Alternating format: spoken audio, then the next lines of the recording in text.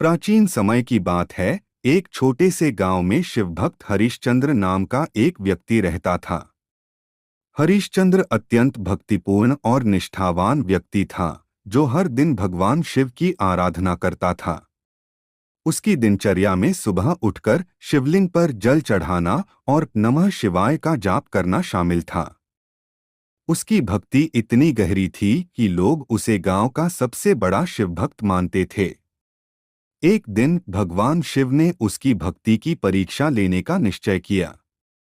शिव ने गांव के बाहर एक साधारण साधु का रूप धारण किया और गांव में आए। वह साधु भूखा था और गांव के लोगों से भोजन मांगने लगा, परंतु कोई भी उसे भोजन देने को तैयार नहीं हुआ। तभी साधु हरिश्चंद्र के घर पहुंचा और उससे भोजन की याचना की। हरिश्चंद्र ने साधु को देखा और बिना कोई सवाल किए अपने घर में आमंत्रित किया। उसने साधु को आदरपूर्वक बैठाया और भोजन परोसा। साधु ने भोजन करते समय हरिश्चंद्र की भक्ति और सरलता से बहुत प्रसन्न हुआ। लेकिन उसने सोचा कि इसकी भक्ति की परीक्षा अभी पूरी नहीं हुई है। भोजन समाप्त करने के बाद साधु ने कहा, हरिश्चंद्र, मुझे रहने के लिए एक स्थान चाहिए। क्या तुम मुझे अपना घर दे सकते हो? हरिश्चंद्र को यह सुनकर आश्चर्य हुआ, लेकिन उसने सोचा कि यह भी भगवान की इच्छा होगी।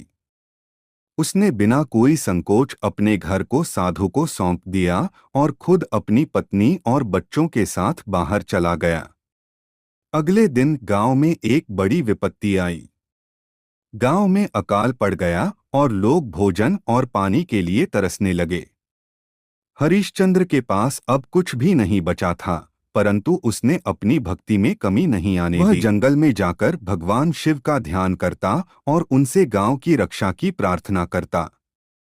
हरिश्चंद्र की अटूट भक्ति को देखकर भगवान शिव प्रकट हुए और बोले, हे हरिश्चंद्र, तुमने अपनी सभी परीक्षाएं पास कर ली हैं। तुम्हारी भक्ति और निस्वार्थता ने मुझे प्रसन्न कर दिया है। अब तुम्हारे सभी कष्ट समाप्त होंगे। भगवान शिव ने आशीर्वाद दिया और गांव में फिर से हरियाली और समृद्धि लौट आई।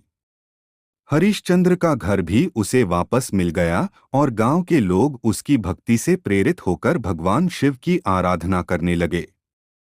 हरिश्चंद्र का नाम हमेशा के लिए उस गांव में शिव भक्ति की मिसाल बन गया।